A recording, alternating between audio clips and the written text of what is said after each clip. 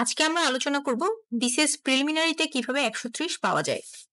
একটা average number বা একটা মিনিমাম নাম্বার আমরা টার্গেট করব। এই মিনিমাম নাম্বারটাকে বলা হয় হচ্ছে আপনার কাট মার্ক। কাট মার্কের আসলে কোনো অফিসিয়াল ডেফিনেশন নাই, এটা আমাদের তৈরি করা। যে কোনো বিসিএস প্রিলিমিনারি হলেই এরপরেই শুরু হয়ে যায় যে কাটমার্ক কত, কাটমার্ক কত, কত নম্বর পেয়ে মিনিমাম টিকলো। সাপোজ ধরা হলো কোনো একটা বিসিএস পরীক্ষায় 10,000 জন ক্যান্ডিডেটকে টেকানো হলো। সো যিনি এর মধ্যে প্রথম হয়েছেন, ফার্স্ট হয়েছেন বা একদম সর্বোচ্চ নম্বর পেয়েছেন, ধরা হলো উনি 150 পেয়েছেন বা 160 পেয়েছেন ধরলাম। আর যিনি একদম এই 10,000 তম হয়েছেন, শেষ ব্যক্তি, সাপোজ তিনি পেলেন হচ্ছে 115 সাপোজ। সো পিএসসি ঠিক করে যে এইবার তারা কত পর্যন্ত স্টুডেন্ট টিকাবে। সাপোজ তারা ধরে নিল যে 115 পর্যন্ত যারা যারা আছে তাদের সবাইকে টিকাবে। দেখা গেল সংখ্যাটা হলো 10,000 জন। ব্যাস, তারা এভাবেই রেজাল্টটা পাবলিশ করে দিল। আবার ধরলো না, আমরা দেখব 12,000 জন টিকাবো সাপোজ। সেই 12,000 তম যে ব্যক্তি সে কত পেয়েছে, সে যত পাবে ওইটাই হবে তার ফাইনাল নাম্বার।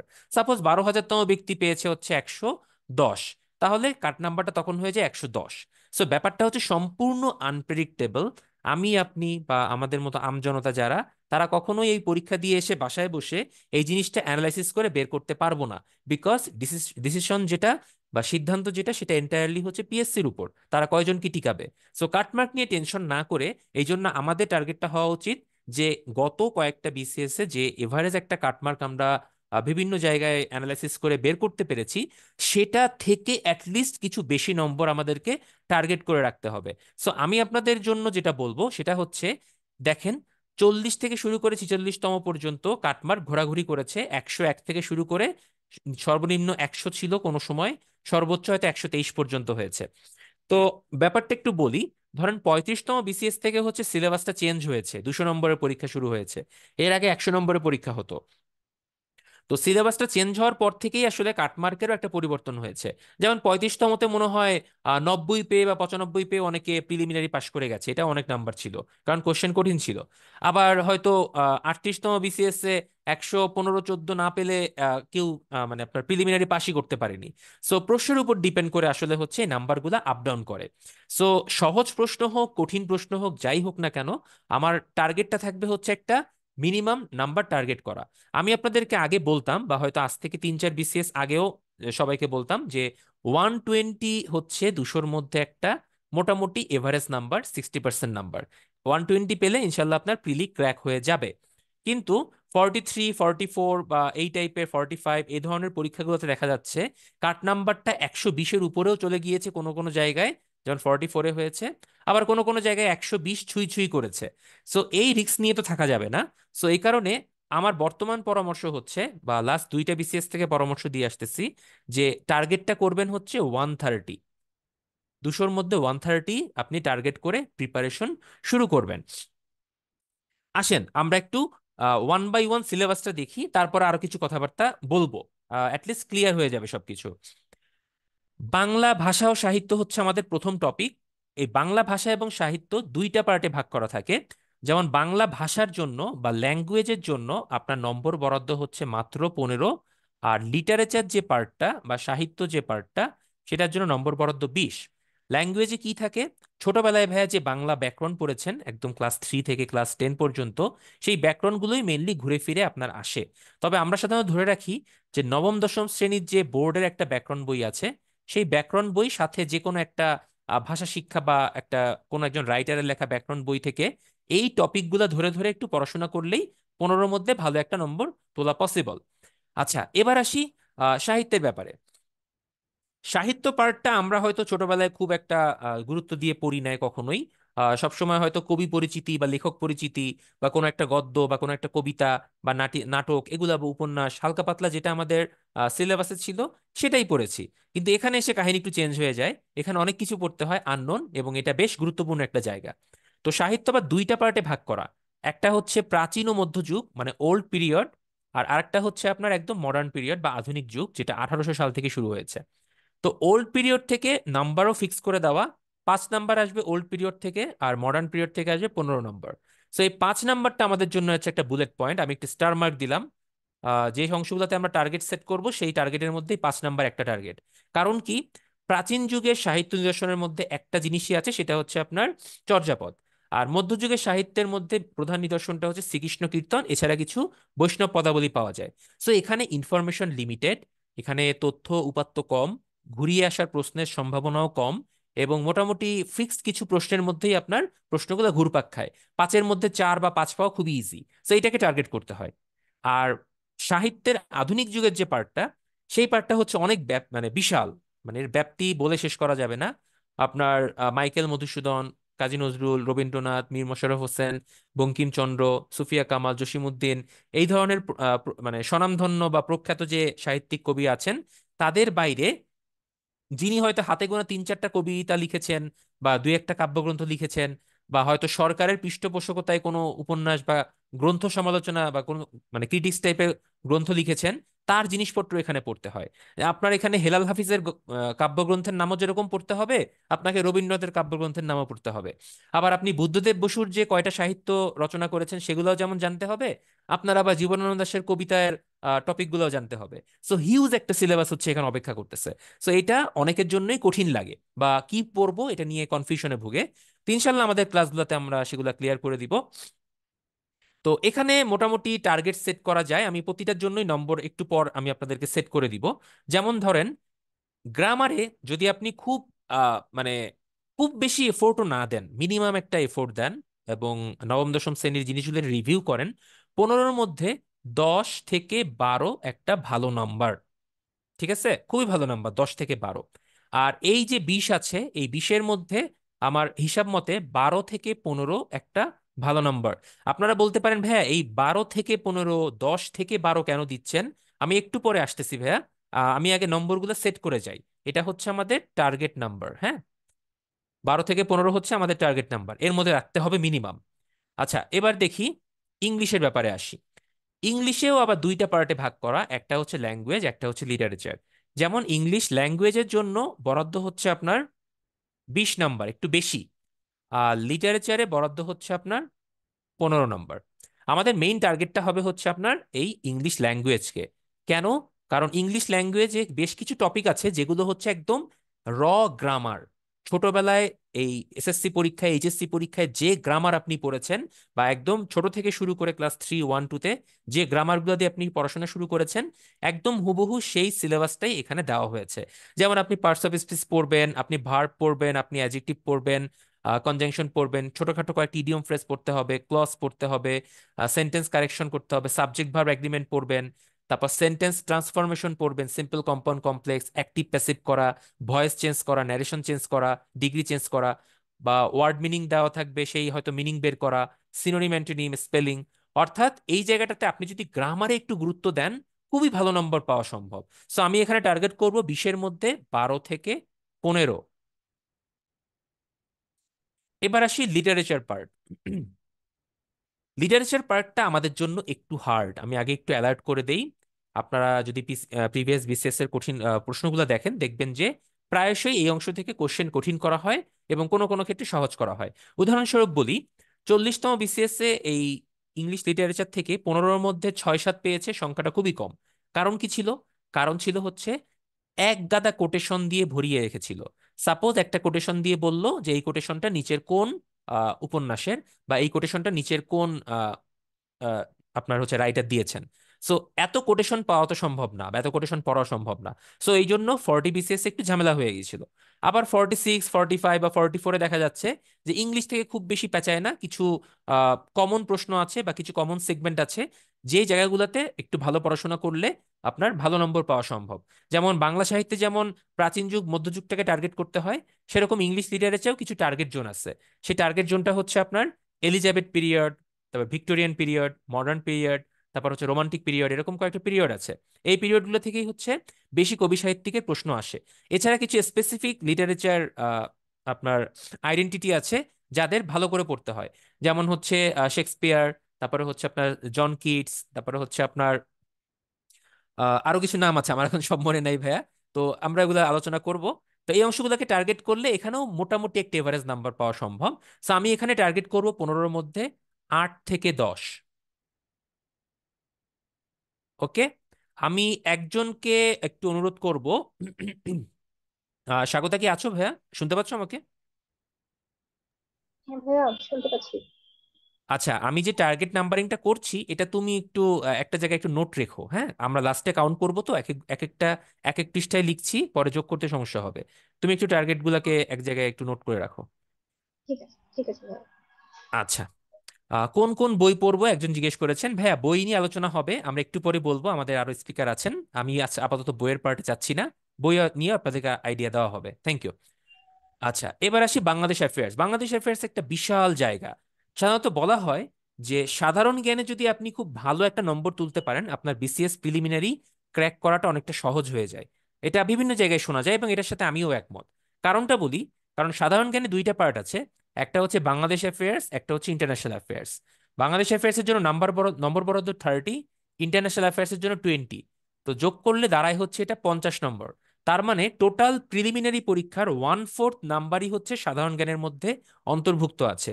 সো যারা যারা একটু মনে মনে হতাশ হচ্ছেন বা হতাশা প্রকাশ করছেন যে ভাই আমি তো ম্যাথ একটু ভালো পারি না, তো কি করব? তো ভাইয়া ম্যাথের জন্য নম্বর বরাদ্দ হচ্ছে 15, আর সাধারণ জ্ঞানের জন্য নম্বর বরাদ্দ 50।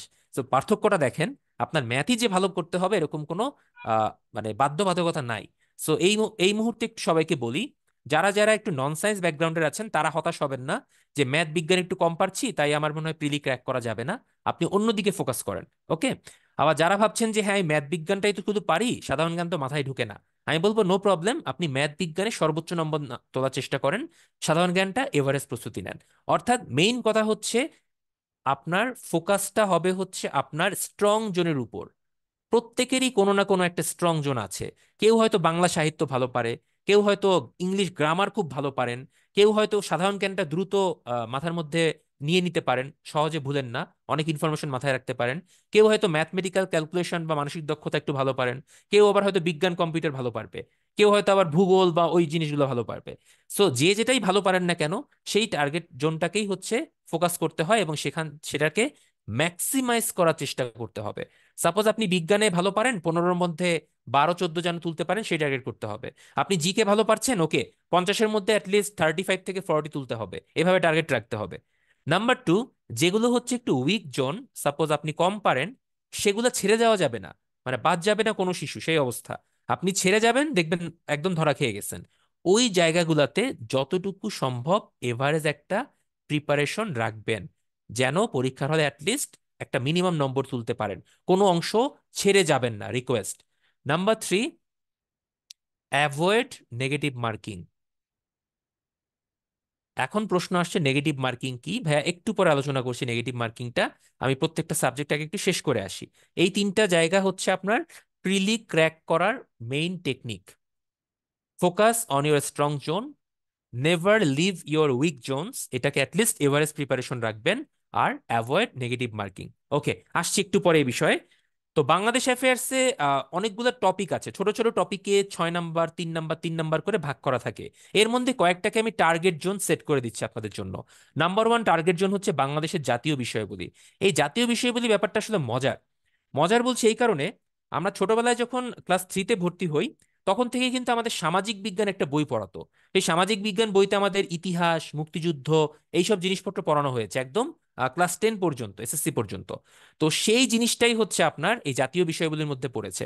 প্রাচীনকালে ওই যে আপনার পাল বংশ, সেন বংশ, মৌর্য বংশ, উপমহাদেশে মুসলিম শাসন, মুঘলদের শাসন, সুলতানি আমল, তারপরে হচ্ছে আপনার ব্রিটিশদের শাসন, পাকিস্তানি শাসন, মুক্তিযুদ্ধ, ভাষা আন্দোলন, বঙ্গবন্ধুর রিলেটেড ব্যাপার স্যাপার, অর্থাৎ বাংলাদেশের অভ্যুদয় পর্যন্ত পুরো ইতিহাসটাই এখানে আছে।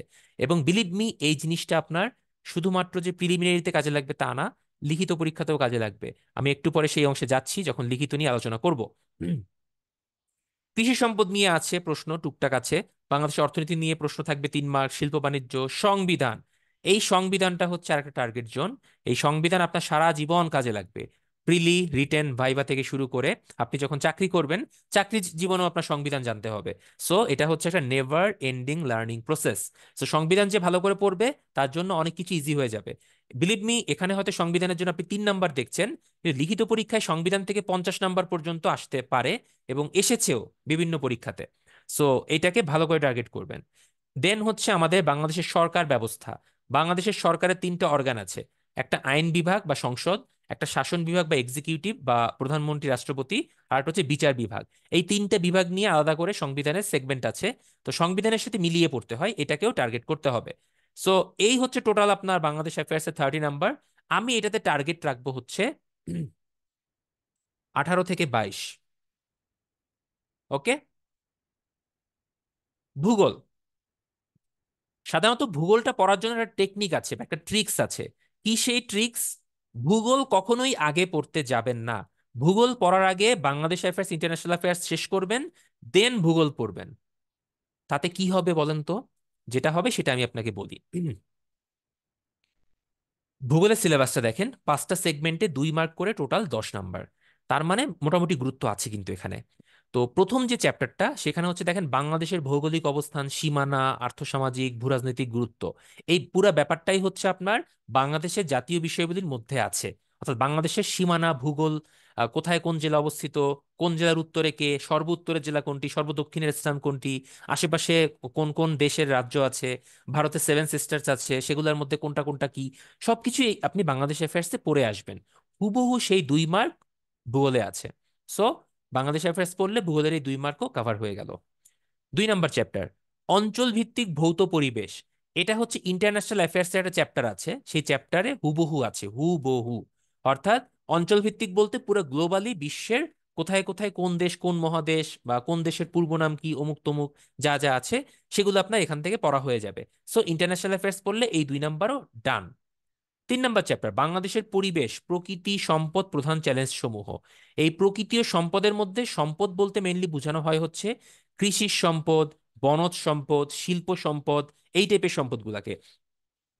তো আপনি যখন কৃষি, শিল্প, বাণিজ্য, বন, জনসংখ্যা এগুলো পড়ে আসবেন, তখন আপনার জন্য এই 2 নাম্বার কোনোই ব্যাপার হবে না, এটাও কমপ্লিট হয়ে যাবে। সো 3 দুগুণে 6 নাম্বার ডান। 4 নাম্বার অধ্যায় দেখেন, বাংলাদেশের আবহাওয়া জলবায়ু এবং বৈশ্বিক আবহাওয়া জলবায়ু, অর্থাৎ সোজা বাংলায় ক্লাইমেট ডিপ্লোমেসি। সো বাংলাদেশ যখন আপনি পড়বেন, এই কৃষি সম্পদ, বনজ সম্পদ যখন পড়বেন, তখন পরিবেশ নিয়ে আলোচনা করবেন। এবং ইন্টারন্যাশনাল অ্যাফেয়ার্সে একটা আলাদা সেগমেন্ট আছে শুধুমাত্র বৈশ্বিক পরিবর্তন নিয়ে। সো আপনি যখন ইন্টারন্যাশনাল অ্যাফেয়ার্সের বৈশ্বিক পরিবর্তনটা পড়ে ফেলবেন, আপনার এই অংশটাও কমপ্লিট হয়ে যাবে। সো দেখেন 4 দুগুণে 8 নাম্বার কমপ্লিট, আলাদা করে কিচ্ছু পড়তে হচ্ছে না। সো ভূগোল কখনোই আগে ধরবেন না, রিকোয়েস্ট। ওকে। বাংলাদেশ অ্যাফেয়ার্স, ইন্টারন্যাশনাল অ্যাফেয়ার্স শেষ, দেন ভূগোলের ব্যাপার শুরু হবে। তাহলে বাকি থাকলো কে? বাকি থাকলো হচ্ছে শুধুমাত্র দুর্যোগ, প্রাকৃতিক দুর্যোগ ব্যবস্থাপনা, 2 নাম্বার আসে। এটা পড়ার জন্য ভাইয়া লিটারালি আধা ঘন্টা লাগে, আধা ঘন্টা।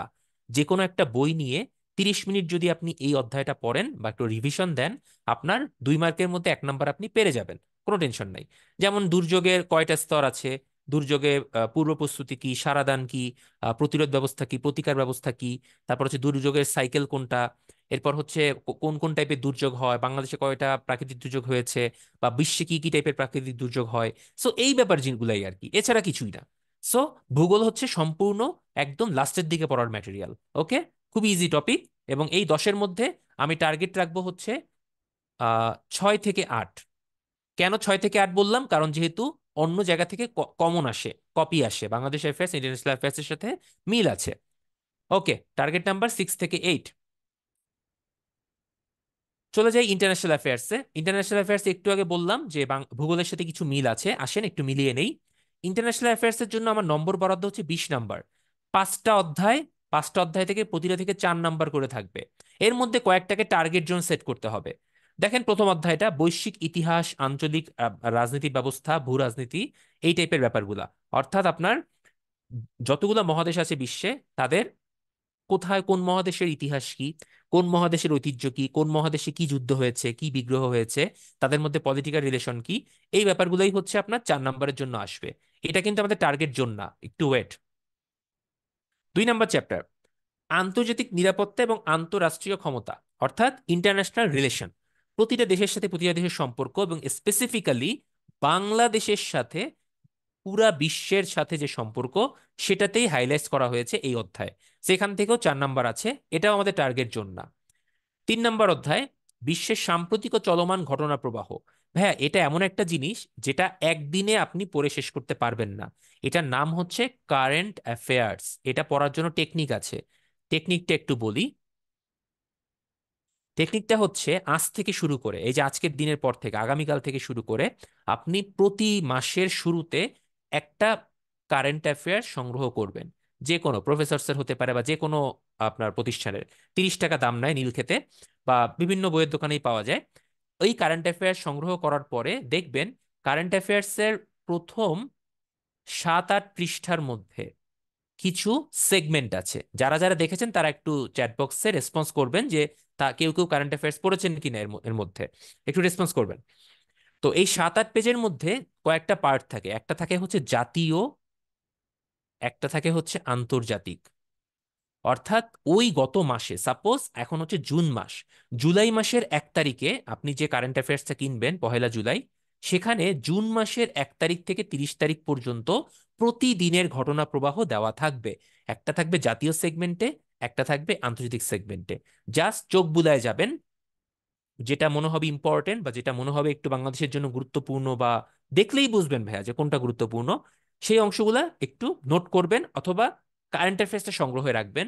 যখনই মনে হবে যে গত জুন মাসে যেন কি কি ঘটনা ঘটছে একটু পড়ে আসি, সাপোজ আজ থেকে 3 মাস পর সেপ্টেম্বর মাসে যখন আপনি পড়াশোনা করবেন, আপনার তো জুন মাস, জুলাই মাস, এপ্রিল মাসের ঘটনাও জানতে হবে।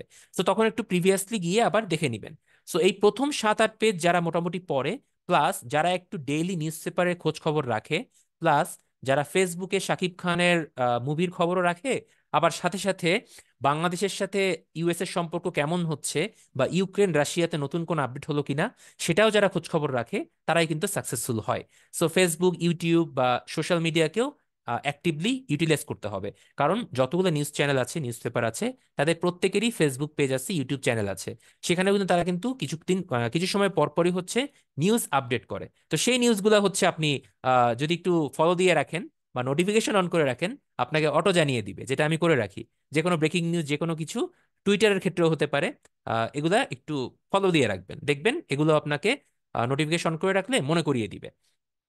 সো কারেন্ট অ্যাফেয়ার্সটাকে আমি অলওয়েজ বলি হচ্ছে একটা চলমান ঘটনা প্রবাহ, যেহেতু এটার প্রস্তুতিও হবে হচ্ছে চলমান।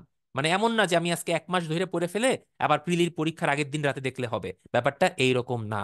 সো এইটাও আমাদের টার্গেট জোন না। তাহলে আমার টার্গেট জোন কোনটা? 3টে অধ্যায়তে শেষ হয়ে গেল। আমাদের টার্গেট জোন হচ্ছে পরের 2টা। পরিবেশগত অধ্যায়, বললাম না যে পরিবেশ বা বৈশ্বিক পরিবেশ নিয়ে একটা অধ্যায় আছে আন্তর্জাতিকে, এইটা। আর 5 নাম্বার হচ্ছে আন্তর্জাতিক সংগঠন সমূহ, যেমন আঞ্চলিক সংগঠন, সার্ক, বিমস্টেক, ওআইসি, এই টাইপের। আবার মনে করেন ইউরোপিয়ান ইউনিয়ন। আবার মনে করেন বৈশ্বিক সংগঠন, যেমন আপনার হচ্ছে আইসিসি, ফিফা, বা আপনার হচ্ছে ইউএন এবং ইউএন এর যত অঙ্গ সংগঠনগুলো আছে, ইউনিসেফ, তারপর ইউনেস্কো, বা হচ্ছে world food programme, IMO, ILO, এই টাইপের যারা আছে। এবার মনে করেন অর্থনৈতিক প্রতিষ্ঠান আছে, যেমন আপনার হচ্ছে বৈশ্বিক জোট আছে অর্থনৈতিক, G77, G20, ডেভেলপিং 8, এই টাইপের গুলো। তারপর হচ্ছে আপনার মনে করেন হচ্ছে ওয়ার্ল্ড ট্রেড অর্গানাইজেশন আছে, আপনার হচ্ছে ওয়ার্ল্ড ব্যাংক আছে, এশিয়ান ডেভেলপমেন্ট ব্যাংক এডিবি আছে, আইডিবি আছে, নিউ ডেভেলপমেন্ট ব্যাংক আছে। তো এরকম যতগুলো প্রতিষ্ঠান আছে, সব প্রতিষ্ঠান হচ্ছে আপনার এই আন্তর্জাতিক সংগঠনের মধ্যে পড়ে যায়। তো কেন আমরা এই 2টাকে টার্গেট অডিয়েন্স করলাম বা টার্গেট জোন করলাম? কারণ হচ্ছে আপনারা যারা এই 2টা চ্যাপ্টার প্রিলিমিনারিতে একটু ভালো করে রিটেনের সাথে মিল রেখে পড়ে যাবেন, তারা রিটেন পরীক্ষায় গিয়ে একটা বড় বোনাস পাবেন। রিটেন পরীক্ষাতে পার্ট এ ইন্টারন্যাশনাল অ্যাফেয়ার্সে কনসেপচুয়াল ইস্যুতে একটা অধ্যায় আছে পরিবেশগত ইস্যু নিয়ে, আর একটা অধ্যায় বা 2-3টা প্রশ্ন বা মোটামুটি 12 থেকে 14 নাম্বার আসে হচ্ছে সংগঠন রিলেটেড প্রশ্ন থেকে। সো যারা এই 2টা ভালো করে পড়বেন, দেখবেন ইন্টারন্যাশনাল অ্যাফেয়ার্সের লিখিত পরীক্ষায় গিয়ে আপনারা একটু এগিয়ে গেছেন বা সহজ লাগতেছে বা কমফোর্টেবল পরিবেশ লাগতেছে। তো এই জন্য এই 2টাকে টার্গেট করলে আপনার বেটার হবে। তার মানে কি উপরের 3টাকে ছেড়ে দিব? না ভাইয়া, ছাড়বো কেন? কারেন্ট অ্যাফেয়ার্স তো অলওয়েজ পড়তে হবে। আর প্রথম আর দ্বিতীয় চ্যাপ্টারটা পড়বো এভারেজলি, যতটুকু সম্ভব ইনফরমেশন নিতে হবে। এখানে কিন্তু অনেক ইনফরমেশন, এত কিছু পড়ে মনে রাখা সম্ভব না। সো আমার তাহলে 20-এর মধ্যে টার্গেট কত হবে? 20-এর মধ্যে যদি টার্গেট জোন ধরি, আমি বলবো 12 থেকে 15। বাট কেউ যদি কম পায় সমস্যা নাই, পরে বলতেছি। টার্গেট থাকবে 12 থেকে 15। বাই দ্য ওয়ে, 38 BCS এ আমার কথা বলি। 38 BCS এ আমার আন্তর্জাতিক ব্যবস্থা বা ইন্টারন্যাশনাল অ্যাফেয়ার্স আমি চাকরি করার পাশাপাশি দিয়েছিলাম। খুব যে আহামরি সময় পেয়েছিলাম তা না। ইন্টারন্যাশনাল অ্যাফেয়ার্স খুব বেশি পড়তে পারিনি। তো আমি যখন সিলেবাসটা দেখলাম, দেখার পরে আমি মনে করলাম যে টার্গেট তো আমার এই 2টাই হওয়া উচিত, 4 নাম্বার অধ্যায়, 5 নাম্বার অধ্যায়। কারণ এই 2টা মোটামুটি ফিক্সড ইনফরমেশন, খুব বেশি আপডেট রাখার দরকার হয় না, এগুলা পড়লে মোটামুটি হয়ে যায়। তো ব্যাপারটা হলো ভাইয়া, 20টার মধ্যে আমি 9টা মাত্র পূরণ করেছিলাম, অনলি 9 MCQs। ঠিক আছে? এবং যখন বাসায় এসে মিলাইলাম, আল্লাহর রহমতে ভাই 9টাই হয়েছে, কোনো নেগেটিভ মার্কিং হয় নাই। আবার আমারই এক ফ্রেন্ড, সে 20টার মধ্যে মনে হয় 15 না 16টা দাগিয়েছিল, সেও প্রিলিমিনারি টিকছে, আমি না বলছি না, কিন্তু তার মনে হয় 4টা না 5টা ভুল গেছিল। তো এখন দেখেন, মনে করেন সে 15টা দাগাইলো, তার 5টা ভুল গেছে, তাহলে 15 মাইনাস 5 × 0.5, প্রতি ভুলের জন্য 0.5 করে কাটা যাবে। ঠিক আছে? তাহলে 15টা তো সে দাগিয়েছে, তার মধ্যে 5টা ভুল গেছে, তার মানে সে পাচ্ছে 10। আবার ওই 5টা ভুলের জন্য তার আবার হচ্ছে 5 × 0.5 মাইনাস হচ্ছে, মানে আরো 2.5 নাম্বার তার মাইনাস হয়ে গেল, তার মানে সে পেয়ে গেল 7.5। তাহলে দেখেন, কেউ যদি কোনো নেগেটিভ মার্কিং না খান, সে 20-এর মধ্যে 9 পাচ্ছে, সংখ্যাটা কম। আবার একজন 15টা দাগিয়েও নেগেটিভ মার্কিং এর কারণে 7.5 পেয়ে গেলেন। সো এই জন্য বলছি নেগেটিভ মার্কিং অ্যাভয়েড করতে হবে। আমি জাস্ট 2-3টে স্লাইড আগেই নেগেটিভ মার্কিং নিয়ে কথা বলেছিলাম। সো নেগেটিভ মার্কিং যত কমাতে পারবেন তত আপনার ভালো হবে। এখন কথা হচ্ছে, এটা কমানো এত ইজি না। এটার জন্য কয়েকটা দিকে খেয়াল রাখতে হয়। নাম্বার ওয়ান, প্রচুর পরিমাণে এক্সাম দিতে হবে, মক টেস্ট দিতে হবে। অর্থাৎ আপনি MCQ টেস্ট দিবেন, যত পারেন যত বেশি দিবেন, তত আপনার নেগেটিভ মার্কিং হওয়ার প্রবণতা কমবে। সাপোজ আপনি প্রথম দিকে যখন পরীক্ষা দিবেন, 100টা প্রশ্ন অ্যান্সার করলে দেখা যাবে যে তার মধ্যে আপনার 20-25টা নেগেটিভ মার্কিং হয়ে গেছে। এরকম করতে করতে আপনি যখন 20তম পরীক্ষাটা দিবেন, দেখবেন 100টা প্রশ্নের মধ্যে আপনার খুব বেশি হলে 5-7টা নেগেটিভ মার্কিং হচ্ছে। সো আপনি এটা day by day gradually develop করতে হবে, ইমপ্রুভ করতে হবে, একদিনে হবে না। সো প্রচুর এক্সাম দিতে হবে, নাম্বার ওয়ান। নাম্বার টু, যখন কোশ্চেনের অ্যান্সার করবেন একটু চোখ কান খেয়াল রাখতে হবে। আপনি হয়তো পড়ে এসেছেন যে বাংলাদেশের জিডিপির প্রবৃদ্ধির হার এখন সাপোজ 7.5, এখন পরীক্ষার হলে দেওয়া হলো 7.51, 7.52, 7.53, 7.54। আপনি গেলেন কনফিউজড হয়ে, আমি তো পড়ছিলাম 7.5, এখন কি হইলো? তখন আপনি কোনটা দাগাবেন? অনেকে মনে করেন কি, ধুর একটা দাগাই দিয়ে আসি, 5 যেহেতু আছে হয়ে যাবে। সো এরকম একটা একটা করে আপনি যদি মিনিমাম 10-15টা অ্যান্সার এরকম মানে অর্ধ নিশ্চিত হয়ে দাগিয়ে আসেন, দেখবেন যে এর মধ্যে অ্যাটলিস্ট 50% ভুল হয়ে যাবে। আমি আপনাকে একটা ছোট ক্যালকুলেশন দেখাই, just a minute. Negative marking এর ইম্প্যাক্ট যে কত খারাপ সেটা একটু দেখেন। মনে করেন 200 নম্বরের পরীক্ষা, আপনি দাগিয়েছেন 150টা, সেখান থেকে আপনার নেগেটিভ মার্কিং হয়েছে 20টা, রং, তাহলে কারেক্ট হয়েছে 130। 130 থেকে আবার 20 × 0.5 কাটা যাবে, মানে 10 নাম্বার কাটা যাবে। আলটিমেটলি আপনি পেলেন 120। ব্যাস, নাম্বার ওয়ান উদাহরণ। নাম্বার টু, আপনি অতি লোভী, আপনার সব দরকার 200 বলের মধ্যে 200 বলই টাচ করতে হবে। আপনার যে আউটসাইড অফ স্টাম্পের বল টাচ করলে স্লিপে দাঁড়ানো ফিল্ডার ক্যাচ ধরবে, এটা আপনার মাথায় নাই, বাংলাদেশের প্লেয়ারের মতো ধরলাম। সো তখন কি করলেন? আপনি দাগাইছেন 175টা। তো এই 175টা যদি দাগাইছেন, যত বেশি দাগাবেন তত বেশি আপনার ভুল হওয়ার পসিবিলিটি বাড়বে। কেন বাড়বে বলি। প্রতিটা প্রিলিমিনারি পরীক্ষায় কয়েকটা সেগমেন্টের প্রশ্ন থাকে, 60 থেকে 70 কোশ্চেন থাকে, যেটা ইজি, সবাই পারে।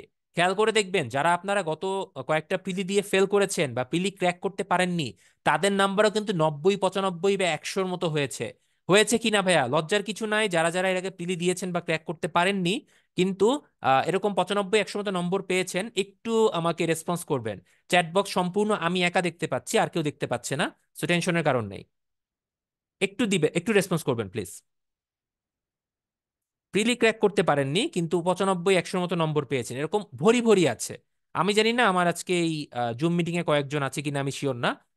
কিন্তু প্রচুর পরিমাণে আমি স্টুডেন্ট দেখেছি যারা এরকম 100, 105 পেয়েছে, কিন্তু অল্পের জন্য প্রিলিটা ধরতে পারিনি। ওকে, থ্যাংক ইউ যারা রেসপন্স করেছেন। তার মানে আপনারা কিন্তু 60-70টা ইজি প্রশ্ন পেরেছেন, ঠিক আছে? বাকিগুলাতে গিয়ে আপনারা ধরা খেয়েছেন।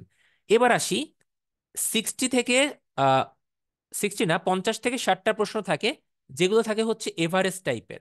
এই এভারেস্ট টাইপের প্রশ্নগুলোতে ঝামেলা হয়, অনেকে কনফিউশনের কারণে ভুল দাগিয়ে আসেন।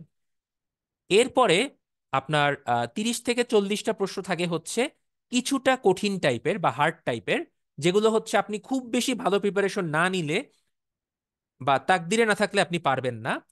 আর মোটামুটি 10 থেকে 20টা প্রশ্ন থাকে এমন, যেটা হচ্ছে এক্সট্রা অর্ডিনারি, অর্থাৎ আপনি যতই ট্রাই করেন না কেন ওই জিনিস আপনি জীবনেই দেখেন নাই। যেরকম আপনার 45 প্রিলিমিনারিতে মনে হয় দিয়েছিল বিজ্ঞানের একটা প্রশ্নে, যে সোডিয়াম ক্লোরাইডের ক্রিস্টালের গঠন কিরূপ হবে।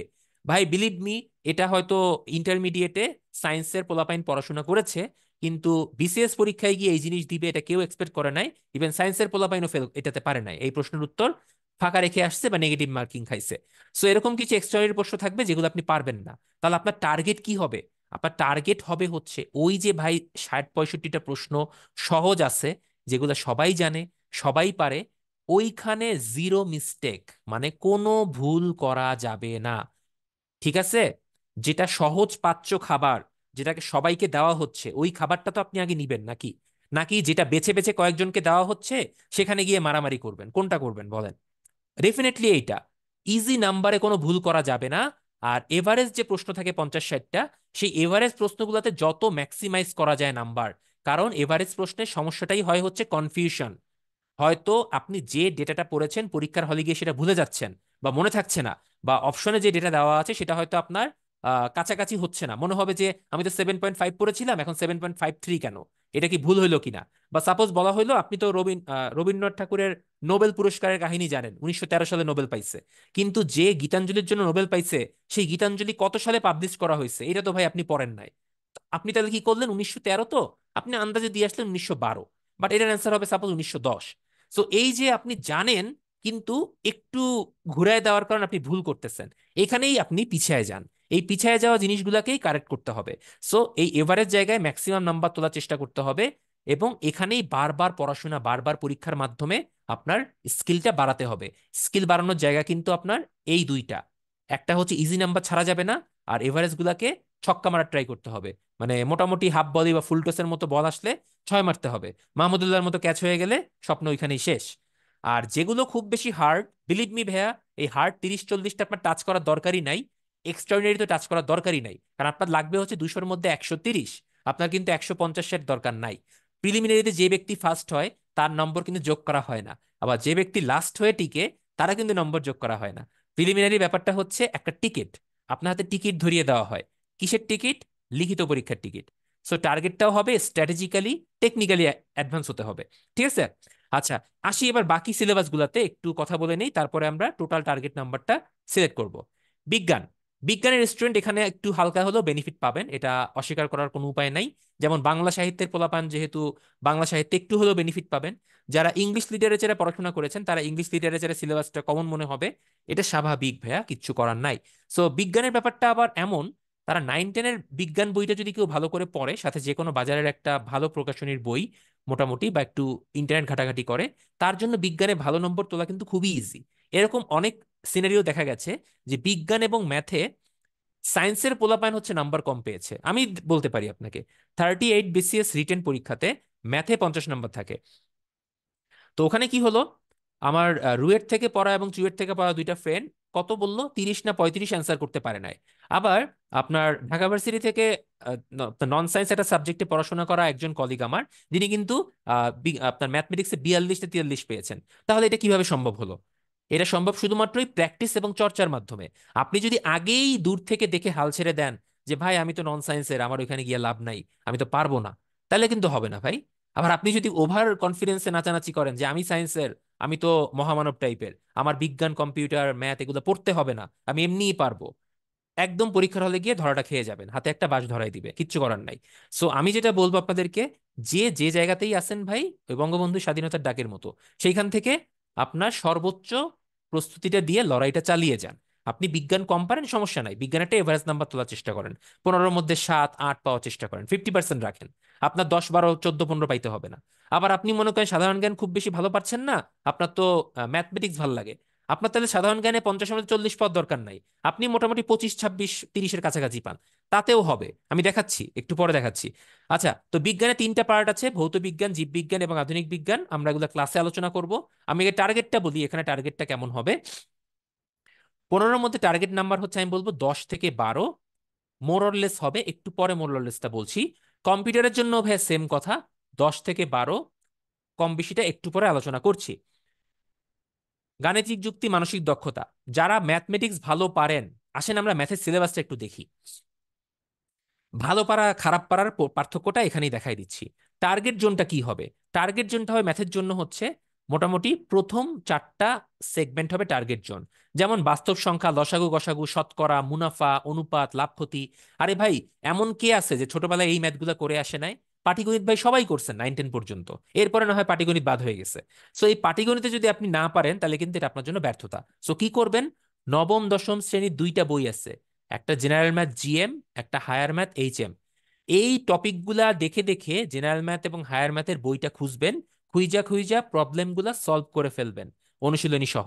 দেখবেন হুবহু প্রশ্ন কমন পাবেন, আই গ্যারান্টি ইট। 15টার মধ্যে মিনিমাম 3-4টা প্রশ্ন আপনি কমন পাবেন 9-10-এর বই থেকে। প্রতি বিসিএসই পাওয়া যায়, রিটেনেও পাওয়া যায়, প্রিলিতেও পাওয়া যায়, গ্যারান্টিড। এটা ভুলের কোনো কারণ হবে না, ঠিক আছে? সো আপনার টার্গেট থাকবে হচ্ছে পাটিগণিতটা ভালো করে করা যারা নন সায়েন্সের। বীজগণিতের মধ্যে খুব কঠিন জিনিসগুলো কিন্তু 2-3 চ্যাপ্টারে নাই, দেখেন। যেমন বীজগাণিতিক সূত্রাবলী, বহুপদী, সমতা অসমতা, ইকুয়েশন, এই জিনিসগুলা, এগুলো তো মোটামুটি আপনার ভালো নম্বর তোলা যায়। সূচক, লগারিদম, হাতে গোনা 2-3টা সূত্র আমাদের ক্লাস করলে বাকিটাও ক্লিয়ার হয়ে যাবে। এর বাইরে কোনো ম্যাথ আসে না ভাই। সো আপনার ওই সাম্প্রতিক ঘটনাবলী, সাধারণ জ্ঞান, এগুলো মুখস্থ করার থেকে সূচক লগারিদমের 2-3টা সূত্র বা 2-3টা নিয়ম ফলো করে গেলে আপনি সব ম্যাথ ইনশাল্লাহ করে আসতে পারবেন, আটকাবে না। ধারা, সমান্তর ধারা, গুণোত্তর ধারা, জাস্ট কয়েকটা টেকনিক শিখাই দিব ক্লাসে। ওই টেকনিকের বাইরে যদি কোনো প্রশ্ন আসে আপনি পরীক্ষার পরে এসে ধরবেন যে সাব্বির ভাই তো বলছিল যে এই 2-3টা মাত্র টাইপের প্রশ্ন আসে, এর বাইরে আসে না। এখন তো আসছে, গ্যারান্টি দিয়ে বলতেছি যে ধারা, সূচক, লগারিদম শুধুমাত্র কয়েকটা টেকনিকের উপর ডিপেন্ড করে। এখানে ঘুরায় পেঁচায় দেওয়ার চান্স নিয়ারলি জিরো। ওকে, ভয় পাওয়ার কোনো কারণ নাই। এবার আসি জ্যামিতিতে।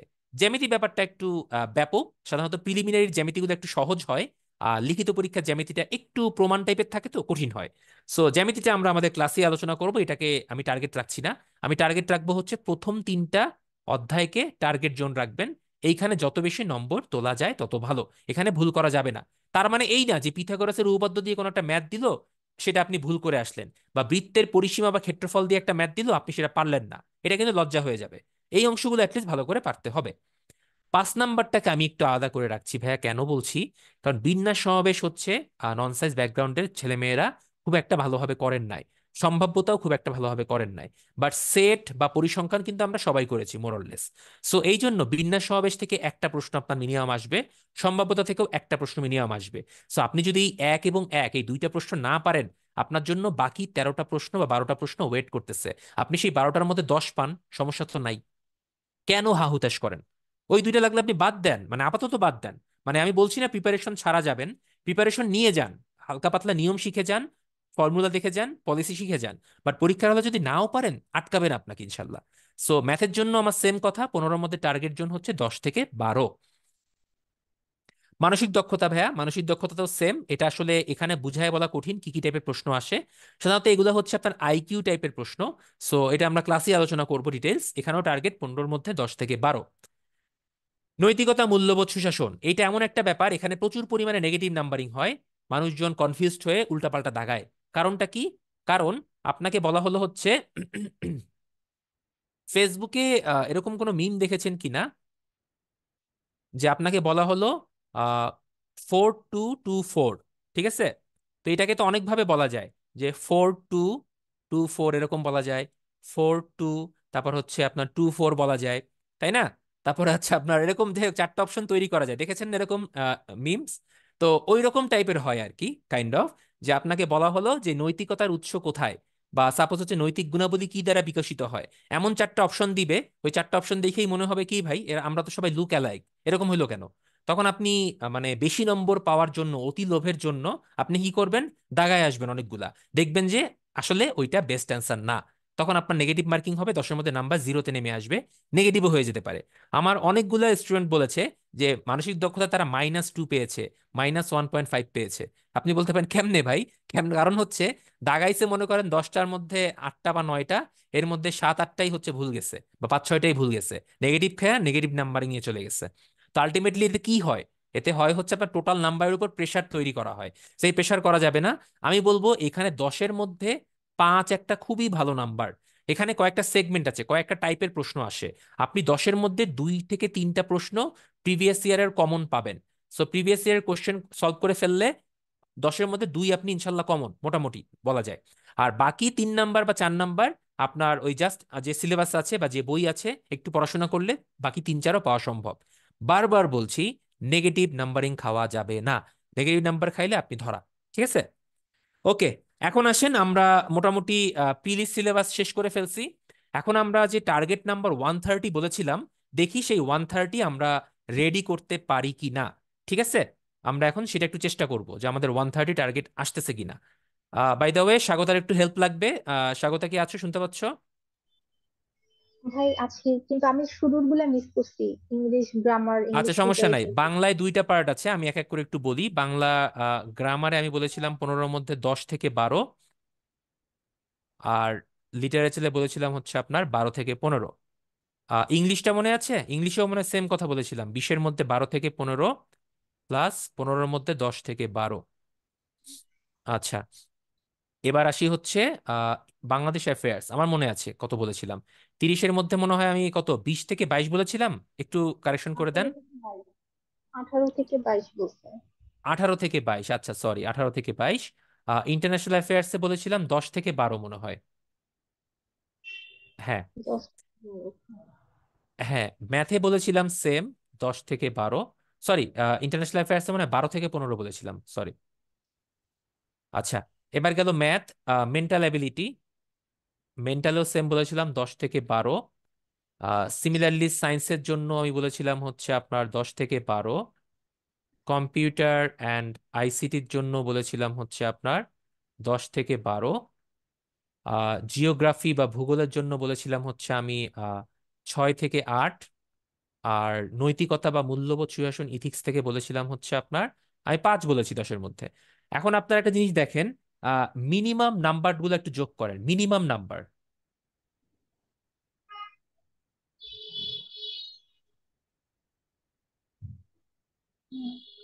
125।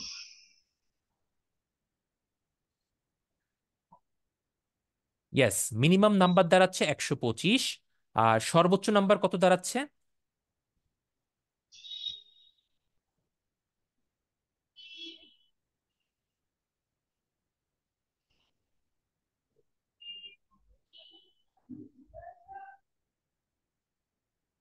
152 মনে হয়। 152। ইয়েস। এখন আমার প্রশ্ন হচ্ছে, 200-র মধ্যে আপনার একটা রেঞ্জ তৈরি হয়েছে, রেঞ্জটা হচ্ছে 125 থেকে 152। এই রেঞ্জের মধ্যে কিন্তু মানুষজন নম্বর পায়। যে বিসিএস প্রিলিমিনারি খুব ভালো পরীক্ষা দিয়ে আসে, নাম্বার হিসাব করলে সেও কিন্তু 140-45-এর উপর পায় না, খুব বেশি হলে। ঠিক আছে?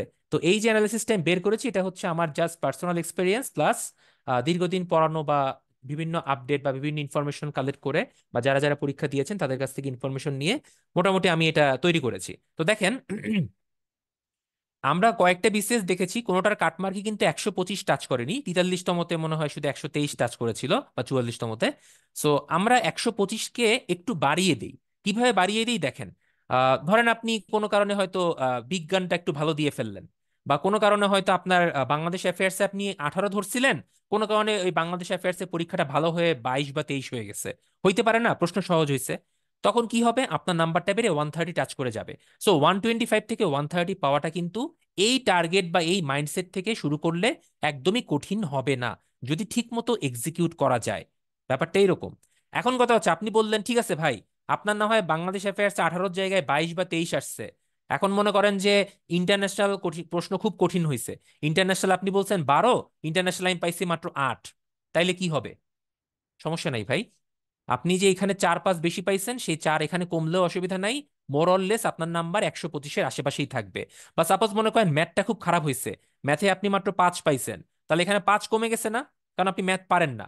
সো আপনার তাহলে টার্গেট থাকবে হচ্ছে আপনি যে সাবজেক্টটাই ভালো, সাপোজ ধরলাম আপনি হচ্ছে বাংলাদেশ অ্যাফেয়ার্স বা ইন্টারন্যাশনাল অ্যাফেয়ার্সে ভালো, আপনার টার্গেট থাকবে এখানে 18 এবং 12, 50-এর মধ্যে 30 না তুলে এখানে মিনিমাম 35 থেকে 40 তুলতে হবে, কারণ আপনি তো ওই সাবজেক্টটা ভালো পারেন। আবার মনে করেন কেউ বাংলাদেশ অ্যাফেয়ার্সে 18 এবং 12 ন্যূনতম 30-ও তুলতে পারলো না, সে পাইলো মাত্র 25-26, তাহলে তার তো 4-5 নাম্বার একটা গ্যাপ তৈরি হলো। এই গ্যাপটা সে ফিল আপ করবে কোত্থেকে? ধরলাম সে সায়েন্সের স্টুডেন্ট, সে কি করবে, ম্যাথে যে 10-12 ধরছে সেটা না, সে দেখা গেল ম্যাথে 15-র মধ্যে 14 পেয়ে গেছে, বা সে হয়তো সায়েন্সে 12 না পেয়ে 13 পেয়ে গেছে, এখানে 3 নাম্বার বেড়ে গেল। কম্পিউটারে সে একটু ভালো পারছে, 13 পেয়ে গেছে। বা কেউ হয়তো বাংলা সাহিত্যটা ভালো পারে, সে 20-এর মধ্যে দেখা গেল 15 না 16-17 পেয়ে গেছে। তো এই রকম আর কি, কোনো একটা সাবজেক্ট আপনার কম বেশি হবে, কোনো একটা সাবজেক্টে গিয়ে সেটা আবার রিকভার হয়ে যাবে। মোর অর লেস আপনি যদি টার্গেটটা এভাবে সেট করে রাখেন এবং সেই টার্গেট ধরে ধরেই মোটামুটি পড়ার চেষ্টা করেন, 125 থেকে 130 নেভার ইম্পসিবল। ওকে, ক্লিয়ার? কোনো প্রশ্ন আছে এই যে কথাগুলো বললাম, যারা আছেন একটু বলতে পারেন, বা বুঝতে পেরেছেন কিনা, প্রিলির কনসেপ্টটা ক্লিয়ার হয়েছে কিনা, টার্গেট জোনটা কিরকম হবে ক্লিয়ার হয়েছে কিনা, নেগেটিভ মার্কিং অ্যাভয়েড করতে হবে কিনা ক্লিয়ার হয়েছে কিনা, বা প্রিলি ভালো করার জন্য কোন জায়গাগুলোতে ফোকাস করা উচিত, যে স্ট্রং পয়েন্টটাকে ফোকাস করবেন, উইক জোনটাকে অ্যাভয়েড করা যাবে না, ছাড়া যাবে না, অ্যাটলিস্ট হাত ধরে রাখতে হবে, শক্ত করে না ধরেন, ধরে রাখতে হবে, হাত ছাড়া যাবে না, অ্যাটলিস্ট যেন একটা এভারেজ নাম্বার তুলতে পারেন, 50% নাম্বার যেন। আর ব্যাপার হচ্ছে যত বেশি পরীক্ষা দিবেন নেগেটিভ মার্কিং এর ব্যাপারগুলোও তত কমে আসবে ইনশাল্লাহ। ঠিক আছে?